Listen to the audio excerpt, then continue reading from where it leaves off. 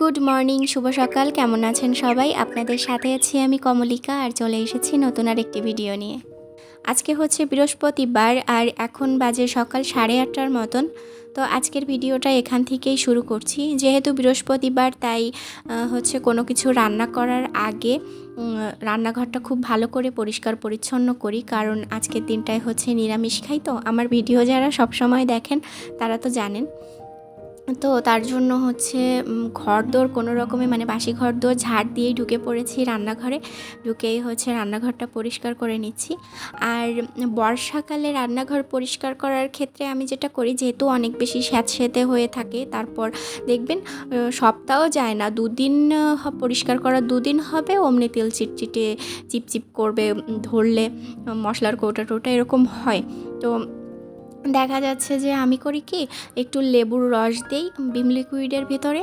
তো দিলে হচ্ছে একটা সুন্দর একটা ঘ্রাণ আসে, মানে যে স্যাঁতসেঁতে হয়ে গেলে যে একটা কেমন কেমন লাগে না, তো ওটা আর থাকে না। এমনিতে অন্য সময়ে এটা করি না, মানে বর্ষাকাল ছাড়া অন্য সময়ে এটা করি না, বর্ষাকালেই করি। তো সেভাবেই আর কি পরিষ্কার টরিষ্কার করে নিলাম। প্রথমে চুলাটা পরিষ্কার করে নিয়েছি, ভিম লিকুইড দিয়ে ভালো করে প্রথমে মুছে নিয়েছি চুলা, ওয়াল, মানে চুলার সামনের যে ওয়াল, ওখানে তো প্রচুর পরিমাণ তেল ছিটে যায়।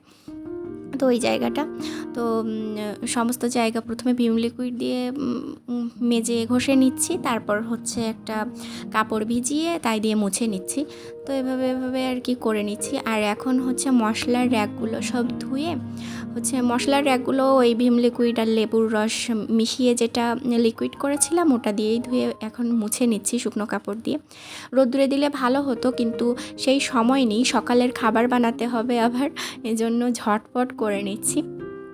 আর হচ্ছে এখানে এই যে যত কৌটা, সব কৌটাগুলো খালি হয়ে যায়, আমি 1 সপ্তাহের জন্যে এর ভেতরে রাখি। আবার হচ্ছে সপ্তাহ শেষে গিয়ে যখন পরিষ্কার করি, তখন হচ্ছে আবার ভরে রাখি পরিষ্কার টরিষ্কার করে। তো এগুলো সব হচ্ছে লিকুইড দিয়ে ভালো করে মেজে ঘষে ধুয়ে তারপর এখন কাপড় দিয়ে মুছে নিলাম।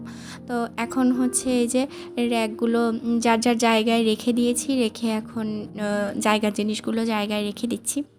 যেহেতু আমার রান্নাঘরটা ছোট, তাই হচ্ছে আমি প্রয়োজনের অতিরিক্ত জিনিস রান্নাঘরে রাখি না।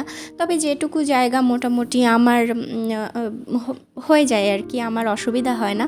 তো যেটুকু একদম খুব প্রয়োজন, হাতের কাছে না রাখলে নয়, সেগুলোই হচ্ছে রান্নাঘরের এইখানটায় রাখি। এই ছোট র্যাকটার ওপরে হচ্ছে সমস্ত মশলা, লবণ, হলুদ, তারপর শুকনো লঙ্কার গুঁড়ি টুড়ি যা যা মোটামুটি মশলা, সেগুলো রাখি। আর পাশের যেটা লাল যে র্যাকটা, এটার উপরে হচ্ছে সমস্ত চায়ের জিনিসপত্র রাখা হয়। আর পাশে এখানে ট্রের ওপরে হচ্ছে এই কাটাকাটি করার জন্য জিনিসপত্র, তারপরে চামচ, হাতা খুন্তি, এগুলো রেখে দিই। তো এইভাবে আর কি ওই কর্নারটা আমি সাজিয়ে নিয়েছি। আর এই সাইডে থাকে হচ্ছে এখানে রাইস কুকার, তারপর হচ্ছে ব্লেন্ডার, তারপর মশলা থেতো করার জন্য যে ওটাকে কী বলে, হামানদিস্তা, এই সমস্ত জিনিসগুলো একটু রেখেছি। আর একটু যাতে সুন্দর লাগে তার জন্য হচ্ছে আর্টিফিশিয়াল এই মানি প্ল্যান্টের যে টবটা ওখানে রাখা। মেয়ে মানুষের না অর্ধেকের বেশি টাইম কাটে হচ্ছে রান্নাঘরে, তো সেই জায়গাটা একটু সুন্দর, একটু গোছানো, তারপর পরিষ্কার পরিচ্ছন্ন থাকলে দেখবেন কাজ করতেও ভালো লাগে। সংসারের কাজ না ভালোবাসা নিয়ে না করলেও তো আবার সুন্দর হয় না। তো তার জন্য হচ্ছে নিজের সাধ্য মতো একটু সাজিয়ে গুছিয়ে নিই। এর মধ্যে এই যে সকালের খাবারটাও বানিয়ে নিলাম। সকালে হচ্ছে নুডলস করেছিলাম, তার মধ্যে কিছু পাস্তাও দিয়ে দিয়েছিলাম। আর যেহেতু বৃহস্পতিবার নিরামিষ খাই, তাই হচ্ছে ডিমটা দেইনি, ওর ভেতরে সয়াবিন বড়ি ভেজে দিয়ে দিয়েছিলাম। তো এই তো সকালের খাওয়া দাওয়া শেষ করে এই যে আবার রান্নাঘরে ঢুকেছি। এখানে আমার শাশুড়ি মা গিয়েছিল আমার মাসি শাশুড়ির বাড়িতে, ছোটো মাসি শাশুড়ির বাড়িতে। তো সেখান থেকে আসার সময় তাল নিয়ে এসেছে, নারকেল, এই টুকটাক জিনিসপত্র আর কি দিয়েছে, বোনের বাড়িতে গেলে যেগুলো করে আর কি। তো মা আবার বাড়ি যাওয়ার আগে আমাকে এখানে তাল দিয়ে গিয়েছে একটা, আর নারকেল। আর এখানে থানকুনি পাতা নিয়ে এসেছিলো, সেগুলো বেশিটাই দিয়ে গেছে, অল্প কিছু নিয়ে গেছে। আর তাল দিয়ে গেছে। আমরা না তাল খেতে একদমই পছন্দ করি না, কিন্তু তালের বড়া বানানোর জন্য তালটা রেখে গেছে, বললো যে তুমি হচ্ছে তালের বড়া, মানে পিঠা, তালের পিঠা বানিয়ে তোমরা খেও। এমনিতে আমরা হচ্ছে ওই রান্না করা যে তাল না, এমনিতে ভাত দিয়ে খাই, ওটা আমরা খাই না, কেউই পছন্দ করে না। তার জন্য আর হচ্ছে রান্না করা তাল রাখিনি, ও রান্না করা তালও নিয়ে এসেছিল। তো যাই হোক, এখানে হচ্ছে বিস্কিটগুলো গুছিয়ে রাখলাম, আর দুপুরের রান্নাও মাঝখানে করে নিয়েছি, সয়াবিন বড়ি দিয়ে রান্না করেছি এই যে।